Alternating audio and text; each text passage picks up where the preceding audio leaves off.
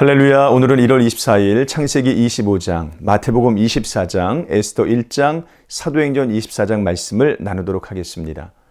창세기 25장은 새로운 세대의 출현이 주제입니다. 아브라함이 죽어요. 이스마엘도 죽습니다. 이삭은 리브가를 통해 에서와 야곱을 얻습니다. 하나님은 큰 자가 작은 자를 섬길 것이라고 예고하십니다. 에서는 사냥꾼이었고 야곱은 조용한 사람이었습니다. 어느 날 들에서 돌아온 에서가 극심한 배고픔에 시달립니다. 야곱에게 팥죽을 요청하는데 야곱이 거래를 제안해요. 장자의 명분을 내놓으라는 것이죠. 에서는 장자의 명분이 아무런 유익이 없다고 말하면서 야곱에게 떡과 팥죽을 받고 팔아넘깁니다. 야곱의 교활함과 에서의 교만함을 보여주는 장면입니다. 성경은 에서가 장자의 명분을 가볍게 여겼다는 평가를 덧붙입니다. 눈앞의 이익 때문에 미래의 권리를 팔아버린 에서는 그리스도의 족보에서 스스로 나가버리죠.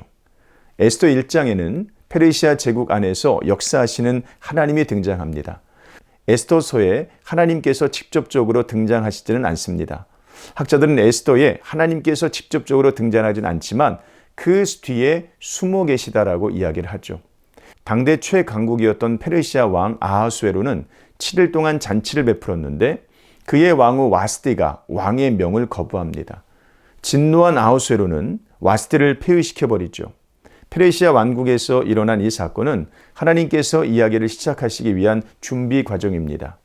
평범하고 일상적인 사건들이 사실은 모두 하나님의 손 안에서 경영되고 있는 것입니다.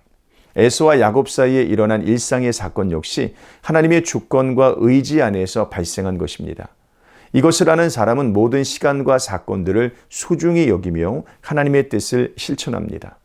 우리의 행위에 가치가 있기 때문에 하나님의 역사가 만들어지는 것이 아니라 우리의 순종을 통해 역사하시는 하나님의 의지 때문에 그분의 역사가 만들어진다는 것이죠. 마태복음 24장에서 예수님은 역사가 하나님의 손 안에서 경영되고 있음을 확실하게 밝힙니다. 성전을 자랑하는 제자들에게 예수님은 그 성전이 남김없이 무너질 것이라고 예언하죠. 제자들이 그 시기를 묻자 예수님께서 몇 가지 징조를 말씀해 주십니다. 적그리스도의 등장, 전쟁과 기근, 거짓 선지자와 불법의 성행 등이죠. 종말은 호련히 찾아옵니다. 우리는 그 시간을 미리 알 수 없습니다. 정확한 시간을 안다고 말하는 사람은 모두 이단입니다. 평범한 일상 속에 종말이 느닷없이 찾아올 것이죠. 그러므로 신자들은 공포나 불안으로 살 것이 아니라 항상 깨어서 준비하는 마음으로 살아야 됩니다. 우리는 슬피우는 악한 종이 되어서는 안 됩니다. 착하고 충성된 종이 되도록 오늘도 힘써 주님 말씀을 따라야겠습니다. 사도행전 24장에서는 법정 다툼이 벌어지게 돼요. 먼저 더둘로가 이야기를 시작합니다. 아마도 유대인들에게 고용된 이방인 변호사였을 거예요. 바울은 스스로를 변호하죠.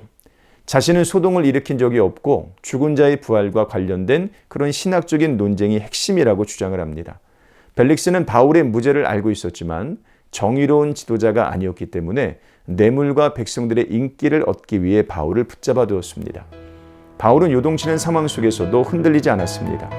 이 모든 사건의 배후에는 하나님의 선하신 경영이 있다는 것을 알고 있었기 때문입니다. 이 고난의 순간을 통해 하나님은 바울을 로마로 보낼 계획을 갖고 계셨고 바울은 믿음으로 그것에 반응하였습니다. 오늘 하루도 고난의 순간에도 믿음으로 반응하는 우리 사랑하는 시온의 가족들 되시기를 주님의 이름으로 축원합니다. 고맙습니다.